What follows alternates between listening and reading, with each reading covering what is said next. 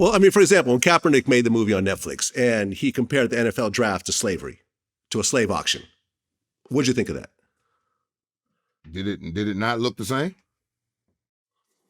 Well, I mean, the big difference is that the slaves were walking around with $10, $20 million contracts afterwards. A well-paid slave is still a slave.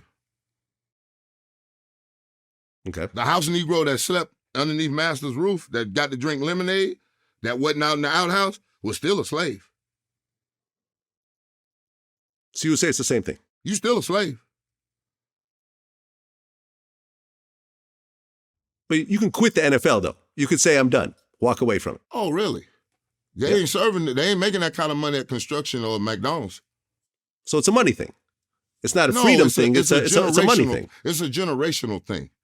When generational wealth is passed from person to person at 100,000, 300,000, the houses and the different stuff, that's what now I have an opportunity to do for my children and my grandchildren. And because I had the skills that your odds are better being a brain surgeon than doing what I did for a living, I had an opportunity to take care of my mother and my loved ones and the people that I know and love. Now, this is a whole different game now. I mean, we got kids in college telling Nick Saban, yo, you got to match this $700,000 offer or I'm out of here in 48 hours. Mm-hmm. It ain't no fun when the rabbit got the gun. And right now, the rabbit got the gun because it don't make no sense. I mean, I was walking into a place the other day because I'm going to different places working with the defensive line. And I was looking at a dude jumped up on this thing and said, I'm too old for this shit. And I looked and I said, you know what? I used to make $6 million a year when I used to say that. How much you make? He said 13. And you couldn't pick him out of a lineup.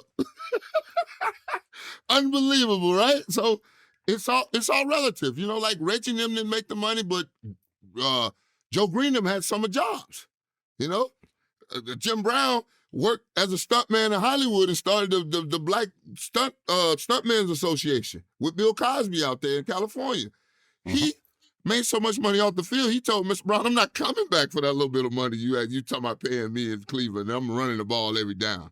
He left. So it's always been, do for me and I'm not going to do for you. Barry Sanders, all those years in Detroit, what did Barry get at the end? $5.3 million payback he had to pay the Detroit Lions to leave.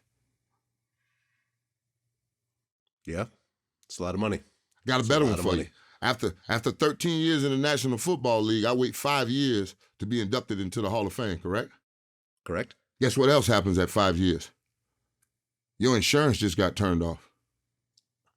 Ah, didn't know that. So for me, in my 13 years of going into the Hall, also now it's time for you to go find insurance. So who go insure somebody who played 65% of the snaps in the National Football League for 10 plus years in the trenches? That wouldn't be a very good investment for you as an insurance company, would it? Yeah, I didn't think about it that way. That's a big deal. Oh, no, this is the whole totality of it. When I tell you about a system, from start to finish, from the time you walk in almost naked, because they love showing that Tom Brady thing, boy. Tom Brady looked bad in that combine, doesn't he? But most brothers don't look like that. You see a lot of hips, thighs, buttocks, bulging pectoralis muscles, triceps, biceps. I was never that guy in the gym. I've seen this, 6 packs, all of this. I got none of that. So it's just, from the time you examine coming in about height, weight, size of your hand, feet, everything, everything you could possibly measure, then take you in a room and give you 454 true-false questions. Yeah. That'd really drive your ass up the wall, right? True, false, 454 questions.